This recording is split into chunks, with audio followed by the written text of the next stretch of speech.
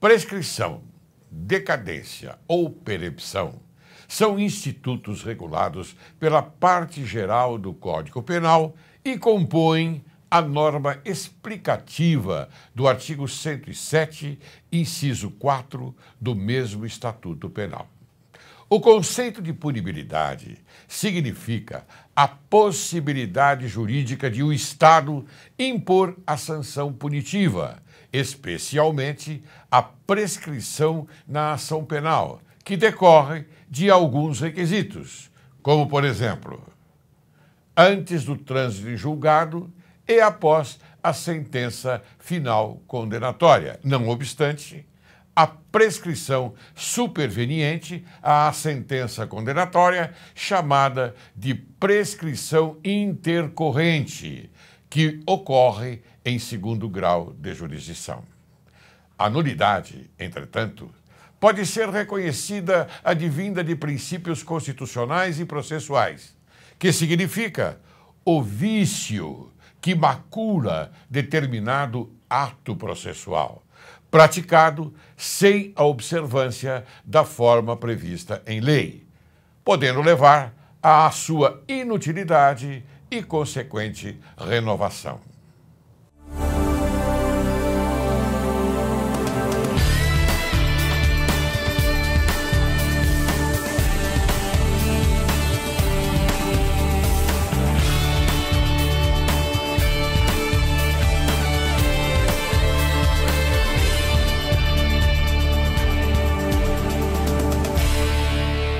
Hoje, Direito e Justiça em Foco conversa com o Dr. Mauro Otávio Nassif.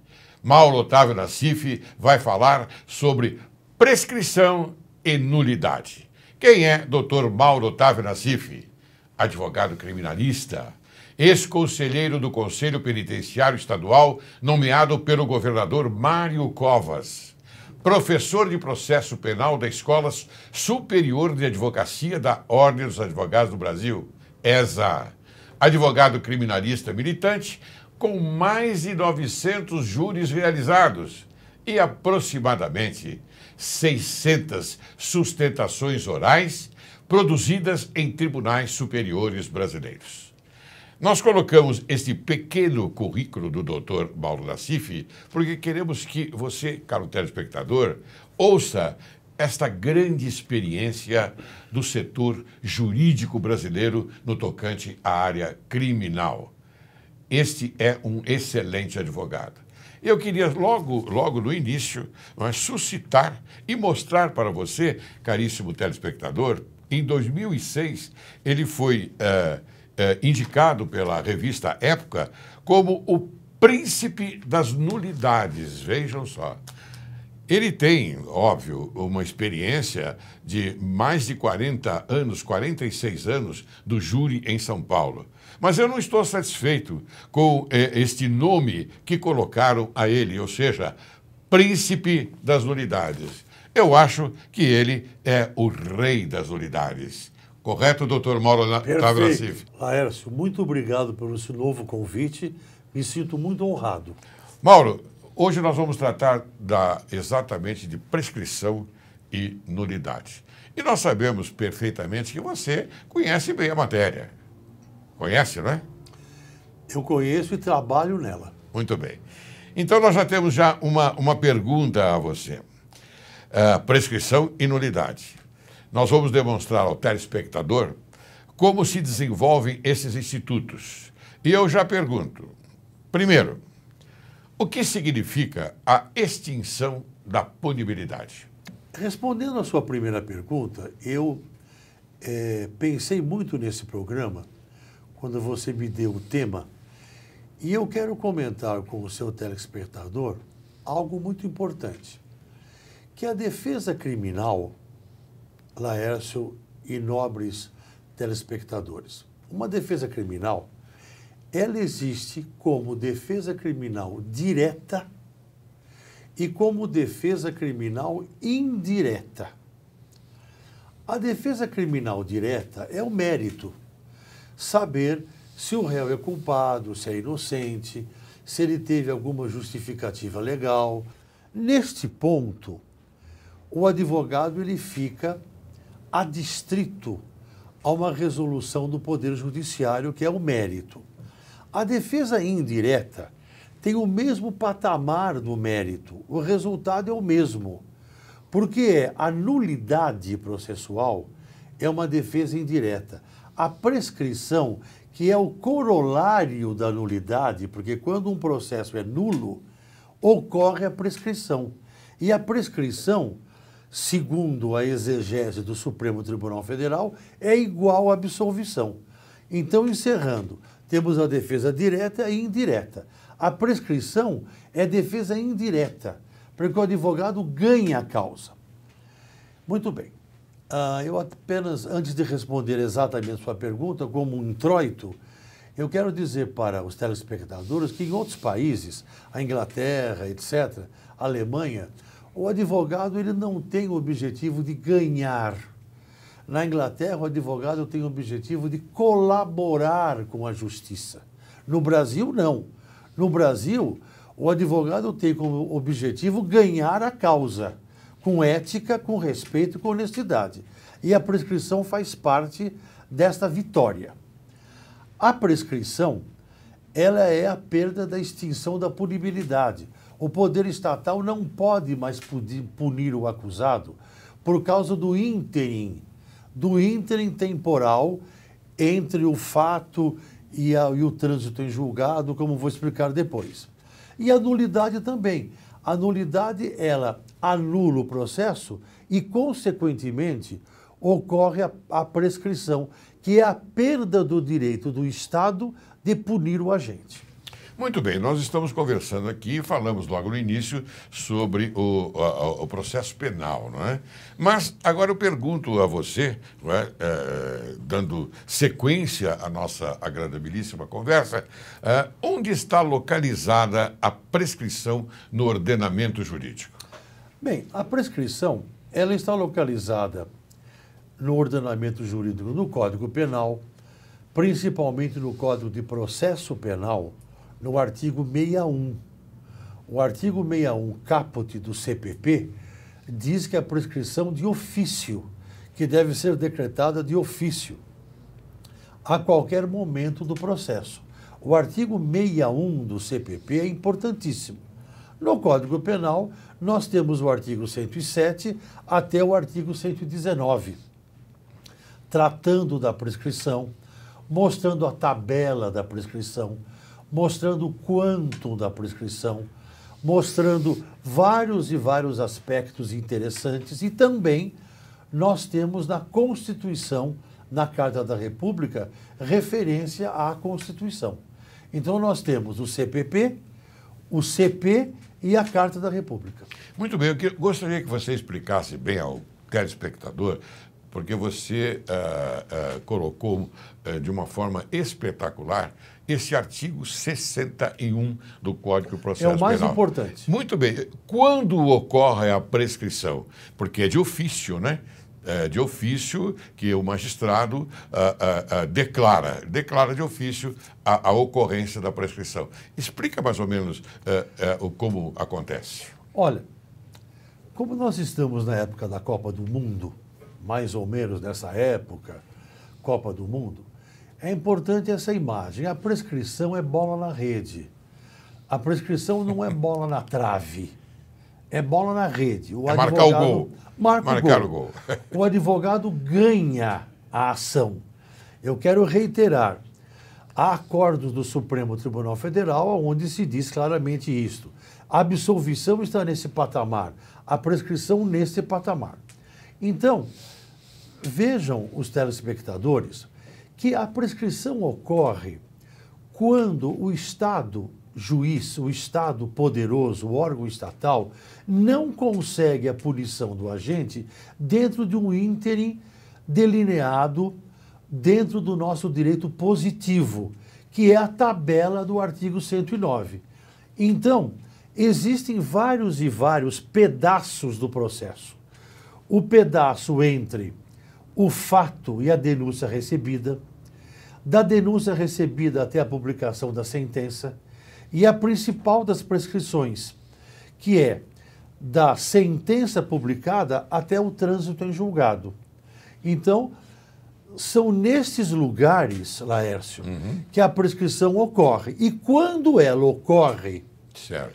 o artigo 61 do CPP, que é a prescrição ex officio, uma norma cogente, uma norma compulsória, o Supremo Tribunal Federal, os desembargadores, os ministros, o juiz, o colégio recursal, quando o magistrado vir a prescrição, ele já decreta, independentemente de postulação. Não há necessidade de requerer. É esponte própria, É né? esponte própria, o artigo 61. Muito bem. Isso é comum no nosso... É muito comum, Laércio. É? É muito comum. Muito Eu bem. vou contar agora, daqui a pouco, algo muito... A coisa mais importante na prescrição, Muito bem. eu vou contar agora com reflexo no artigo 61. Muito bem. Agora, eu gostaria que você explicasse ao telespectador também, quando, naturalmente, como é que se dá a prescrição antes do trânsito em julgado, que é aquele que está... veja, antes do trânsito em julgado, da sentença final. Muito bem. Era isso que eu ia falar agora, que é a coisa mais importante da prescrição. Vejam, telespectadores, veja, desembargador Laércio Laurelli.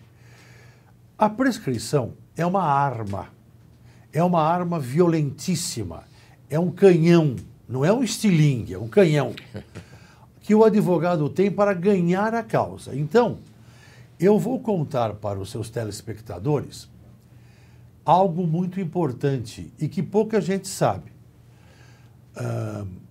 Vejam então o seguinte. É muito importante que o operador do direito, que tem essa arma para ganhar a causa, a bola na rede, saiba o seguinte, que há a prescrição da pretensão punitiva, da ação penal, antes do trânsito em julgado. Depois do trânsito em julgado, há a prescrição da pretensão executória, aonde o mandado de prisão não tem mais valor. Mas isso não torna o réu primário.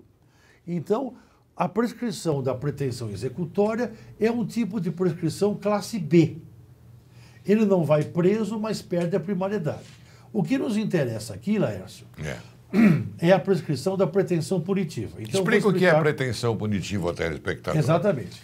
A prescrição da pretensão punitiva, que ocorre antes do trânsito em julgado, ela só pode ocorrer enquanto o processo está tramitando em qualquer instância jurisdicional. Enquanto ele estiver transitando, há a prescrição da pretensão punitiva que torna o réu primário. Ficha branca, bola na rede. Muito bem. Agora eu vou contar para vocês algo importantíssimo. Aliás, eu fui o primeiro estudioso de prescrição, que eu adoro prescrição, fui o primeiro do Brasil a fazer esta colocação, que eu vou contar. Não existe no Brasil, no nosso direito positivo, sentença de recondenação do réu. Não existe um réu condenado duas vezes. Então não existe no nosso direito positivo a recondenação. Ele é condenado uma vez só.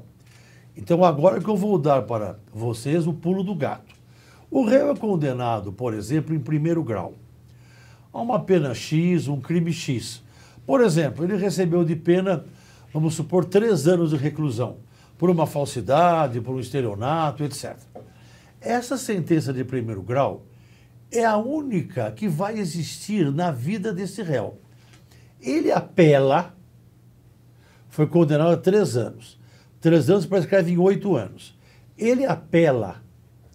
E os desembargadores, quando os desembargadores mantêm a condenação do réu, esse acordo não interrompe a prescrição. Esse é um acordo confirmatório declaratório. Então, o acórdão não interrompe. É apenas confirmatório declaratório. Muito bem. Então, o advogado vai para Brasília, vai para o STJ, agravo criminal, agravo regimental, recurso extraordinário, agravo criminal, de novo agravo regimental, embargo de declaração, em embargo de declaração, prescreveu. Nesse ínterim, enquanto não transita em julgado, se transitar em julgado, parou o fluxo prescribente. Aliás, o Supremo gosta, a palavra chique não é prescricional, é prescribente. Então, enquanto não transita, continua a prescrição da ação, da pretensão punitiva. Então, o advogado deve ir para Brasília enquanto não transitar, está correndo a prescrição. Então, respondendo a sua pergunta, a prescrição da ação é enquanto o processo não termina. E o mais importante, o acórdão que mantém a condenação não interrompe. Por quê? Essa é uma descoberta minha. Desculpe a falta de modéstia. Não, mas você é mesmo o rei, sim, não só da nulidade, mas da prescrição também. Desculpe insistir nisso. Eu que descobri pela primeira vez, escrevi, que não existe no Brasil sentença de recondenação. Condenação uma vez só. Então, quando os desembargadores mantêm, o acordo não é condenatório, é confirmatório. Me diga uma coisa, nós podemos classificar essa explicação que você deu como prescrição intercorrente? Sim, é intercorrente, porque ela é chamada de intercorrente e também de superveniente, e também de post-sentença, porque ela vem depois da sentença condenatória. Quando o réu é condenado em primeiro grau, ele é condenado em primeiro grau, publicada a sentença em cartório, começa o prazo da prescrição intercorrente, superveniente ou pós-sentença. E vai para cima. Se o advogado deixa transitar, para. Claro. Mas se dá, então começa a prescrição intercorrente, que é da ação, da sentença condenatória de primeiro grau. E vai subindo, e vai subindo, e vai subindo. Enquanto não transitar, a prescrição intercorrente está tramitando e o réu poderá ficar livre. Muito bem, doutor Mauro, você falou e explicou muito bem essa parte do trânsito em julgado, da sentença penal transitada em julgado. Agora eu pergunto, tem sentença penal, após a sentença penal transitada em julgado, pode ocorrer a prescrição? Pode, perfeitamente. Mas, transitada em julgado? Sim, perfeitamente. Quando, eu vou explicar, inclusive é um acordo famoso nesse sentido, do grande desembargador, seu amigo, Eduardo Pereira. Muito bom, ótimo. Era seu amigo. É, meu amigo. É meu amigo e, inclusive, já se aposentou. Sim. Há um acordo... grande abraço a você, desembargador Eduardo Pereira. Eduardo Pereira foi um grande desembargador. Eu vou explicar a sua pergunta. Quando transita em julgado, foi esse caso do Eduardo Pereira, de um delegado de polícia. Quando transita em julgado, em princípio, não se fala mais em prescrição da ação, porque já transitou em julgado, então não houve a prescrição da ação. Mas a revisão criminal, no artigo 626 e 61, a revisão criminal, pela revisão criminal, se os 10 desembargadores, como você, por exemplo, que participou de inúmeras revisões criminais, até me caçou a palavra uma vez, mas tudo bem. Mas você não ficou chateado? Não fiquei. Ótimo. Você tinha razão. Muito bem. Os 10 desembargadores, na revisão criminal, eles podem examinar uma prescrição da ação que não foi decretada por um equívoco, por uma ironia. Então, os desembargadores mandam. Eles examinam a prescrição, como foi o caso do Eduardo Pereira, e decretou a prescrição. Então, em princípio, quando há o trânsito, não se fala mais em prescrição da ação. Mas se houve uma ironia, sim, se houve um erro, não vir uma vício, talvez. Um vício, não vir um lapso. Isso. Não viram que o réu era menor, perfeito, ou maior de 70 anos. O doutor Eduardo Pereira, então, ele decretou a prescrição na revisão. Então, é perfeitamente possível depois do trânsito em julgado. Em princípio, Depois do trânsito em julgado, é prescrição do mandado de prisão, da condenação. Certo. O réu que está homiciado, o réu que está foragido. Em princípio, é a prescrição de segunda categoria. Mas nada obsta que os desembargadores, como você, por exemplo, examinem. Não, mas houve a prescrição e se decreta. E pode ser decretada Da ação. após o trânsito em julgado, Pode. especialmente na revisão criminal. Exatamente. Conforme você falou, artigo 621 E seguintes. 61. Em 61. E 61. Muito bem. Bem, doutor Mauro, eu agora vou chamar um pequeno intervalo. Eu queria falar mais, hein? Você vai falar muito mais, tenha certeza disso. Tá bom. Porque aqui eu tenho perguntas especiais para você. Você aguarde que logo, logo retornaremos.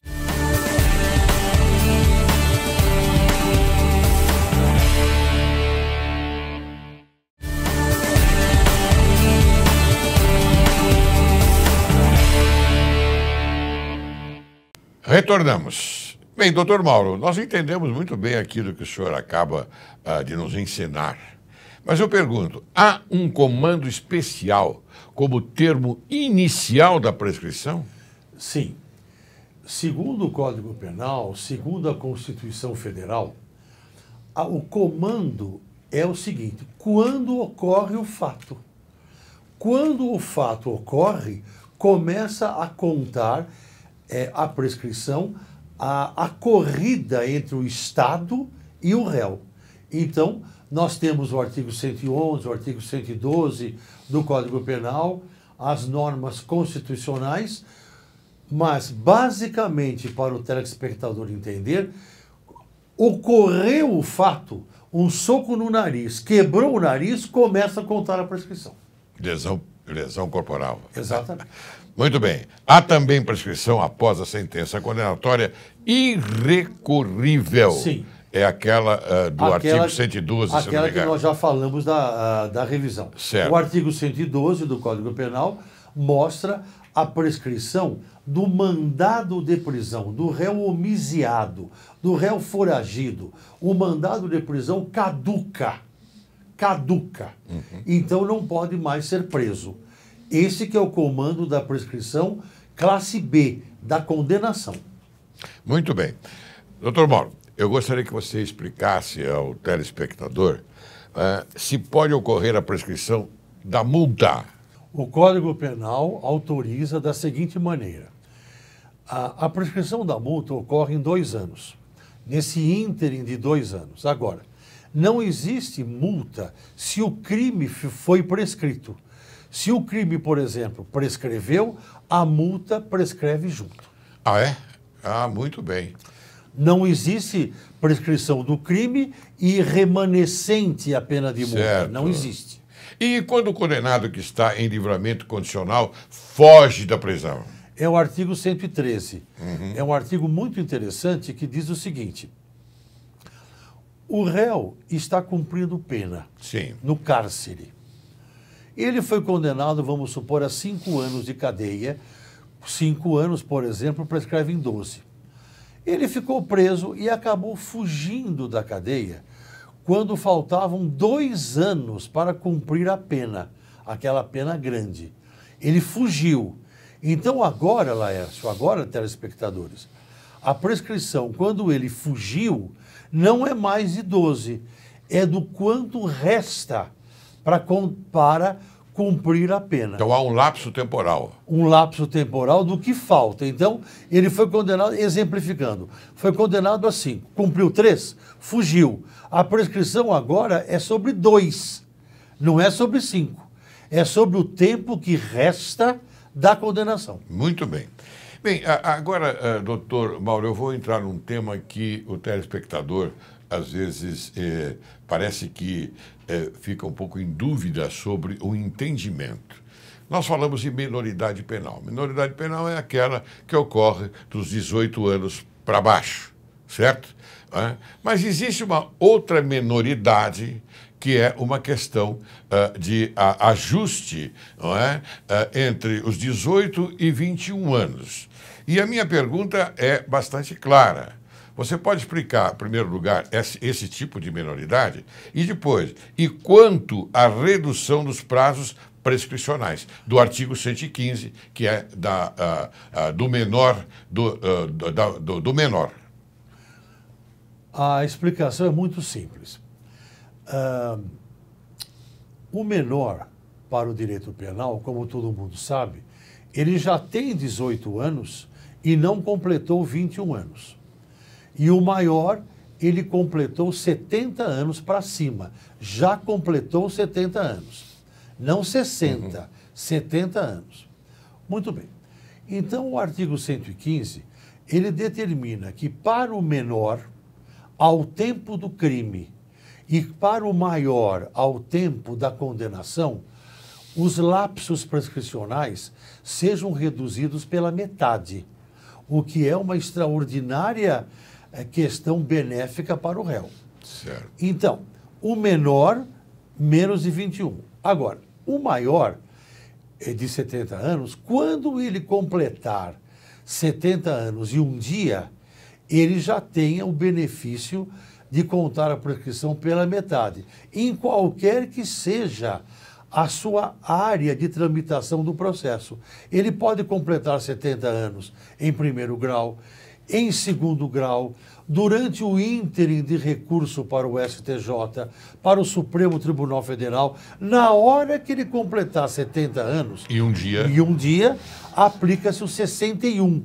A prescrição se conta pela metade. Certo, é uma declaração ex officio. Ex officio. Claro. É norma cogente, norma compulsória. Muito Agora, bem. sobre esse item, eu quero falar mais uma coisinha. Pois não, claro. Só existem no Brasil 2 crimes que não prescrevem, que nunca prescrevem. É uma exceção da Carta da República: o racismo e o terrorismo. O racismo e o terrorismo não têm prescrição. É prescrição ad aeternum. Agora, por esses dias agora, um juiz do Rio de Janeiro recebeu uma denúncia contra os assassinos do Rubens Paiva. Sim, sim. Do deputado Rubens Paiva, cujo assassinato foi em 1971.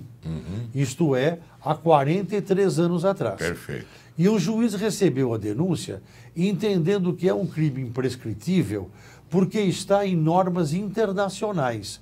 Eu discordo completamente. E isso vai ser cassado pelo Tribunal Superior, por Brasília.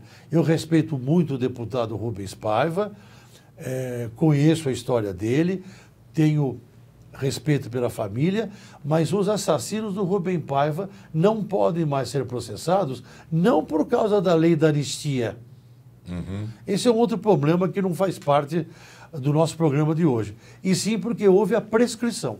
Mas houve mesmo a prescrição. Houve a prescrição. Da pretensão punitiva, exatamente, daquela época. Exatamente. Bem, então fique atento, telespectador, porque essa é uma declaração importante do Dr. Mauro Otávio Nassif, que é um expert no assunto. Ele conhece. E vou dizer e afirmar neste programa, é o que mais entende de prescrição neste país. Muito bem.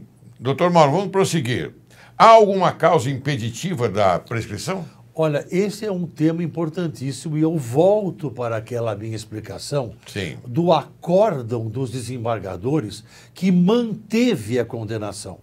O acórdão é confirmatório declaratório. Então, existem causas interruptivas, como o recebimento da denúncia, a publicação da sentença. Eu tenho essa pergunta para você também. Sim, houve no Código Penal a introdução de várias causas interruptivas, como, por exemplo, o acórdão confirmatório da pronúncia, não da sentença condenatória, da pronúncia, que não é sentença condenatória, a publicação da sentença, o trânsito em julgado, e todos estão no artigo 117 do Código Penal. Porém, o acórdão que mantém não interrompe. Porque a minha pergunta é exatamente essa. Não é? Como a gente pode entender o curso de uma causa interruptiva da prescrição? Então, eu gostaria que você se alongasse um pouco mais e falasse sobre o artigo 117, que é importantíssimo. Exatamente. Porque, às vezes, as pessoas, até os alunos, até advogados, com larga experiência, me perdoem, não conseguem entender essa parte do artigo 117, que é a parte que é a interruptiva da prescrição. Na verdade, é uma matéria muito simples. É que os advogados, os operadores do direito, muitas vezes confundem por falta de uma leitura mais aprofundada. A prescrição é como se fosse uma corrida de obstáculo. O corredor ele vai pulando um obstáculo, pulando um obstáculo, pulando um obstáculo, porém, cada obstáculo interrompe a prescrição e volta para o zero. Claro. Volta para o zero. Então, quais são as causas interruptivas da prescrição? A primeira delas, o recebimento da denúncia. Que é a pretensão punitiva. Exatamente, o recebimento da denúncia que interrompe a prescrição da pretensão punitiva. Existem vários autores de origem ministerial, de origem do parquê, livros que dizem que a prescrição interrompe com o oferecimento da denúncia. Estão errados. Concordo com você. Estão errados. É com o recebimento da denúncia. Depois, com a publicação da sentença do juiz de primeiro grau em cartório. Não, se o juiz dá a sentença, prolata a sentença na casa dele no domingo, essa data não interrompe. Ele tem que levar a sentença para o cartório, o escrivão tem que publicar, aí interrompe. É a publicação da sentença. Depois tem vai para o segundo grau e tem então o trânsito em julgado. Porque o acórdão não interrompe, como já falei. O que vai interromper é o trânsito em julgado. Neste momento do trânsito em julgado, da pretensão punitiva, nesse momento da ação penal, que quando transita em julgado, a questão se metamorfoseia para a prescrição da condenação. Muito bem. São estes os lábios. Muitos pensam, mas então o juiz recebeu a denúncia e vai até o acórdão. Não, a sentença publicada interrompe a prescrição. Agora, um outro aspecto importante é o seguinte, o senador Demóstenes Torres, que foi processado, que hoje todo mundo fala mal dele, o Demóstenes Torres, ele tentou fazer uma lei e fez uma lei para tentar que esse acórdão confirmatório interrompesse. Mas ela foi mal redigida e não atingiu o objetivo. É possível que haja uma nova lei que o acórdão interrompe. Para encerrar, quando o réu é absolvido em primeiro grau, essa é uma outra hipótese. O réu foi denunciado, houve a denúncia recebida e interrompeu o ínterim prescricional. O réu foi absolvido pelo juiz. Isto não interrompe a prescrição. A sentença absolutória não interrompe. O promotor apelou, vai para os desembargadores. Os desembargadores condenaram, aí sim, aí é um acórdão condenatório, porque o acórdão condenatório modificou a sentença absolutória. Agora, quando ela é condenatória e o acórdão mantém, não interrompe. Muito bem, doutor. Agora eu vou entrar aqui... Eu gosto muito. Muito bem, aqui nesse tema da nulidade. E, aliás, nós somos obrigados a prestar uma homenagem aqui à revista Época pelo fato de ter feito essa matéria importantíssima. Eu não gostei do título. Sim, você gostaria que fosse o rei, né, da nulidade. Exatamente. Muito bem. Vamos então fazer uma pergunta a você. A nulidade significa o vício que macula determinado ato processual praticado sem a observância da forma prevista em lei. Pergunto, exatamente. Você concorda com essa máxima? Eu concordo integralmente, é o artigo 564. Eu apenas quero comentar com você que eu sou formado em 69, eu estou no fórum desde 66. Isso é 48 anos que eu estou no fórum. Eu comecei com o professor Paulo José da Costa Júnior, como escravo dele, escravo boy. E ele está assistindo, hein? Muito bem. Manda uma mensagem para ele. Não, ao professor Paulo José da Costa Júnior, ele é atualmente o maior penalista vivo do mundo, não é do Brasil. O doutor Paulo José, o maior penalista vivo do mundo. Parabéns, professor Paulo José da Costa. Uma homenagem para o senhor com muita alegria. Ficou claro, não é do Brasil, né? É do mundo. Muito bem. Aonde eu quero chegar? Desde aquela época que eu estudo as nulidades. Eu sou pioneiro. Eu fui o primeiro advogado do Brasil a anular um júri por causa das algemas. Ah, sim. O primeiro. Depois houve outras, Sim. do Peluso, etc. Sim. Mas eu fui o primeiro.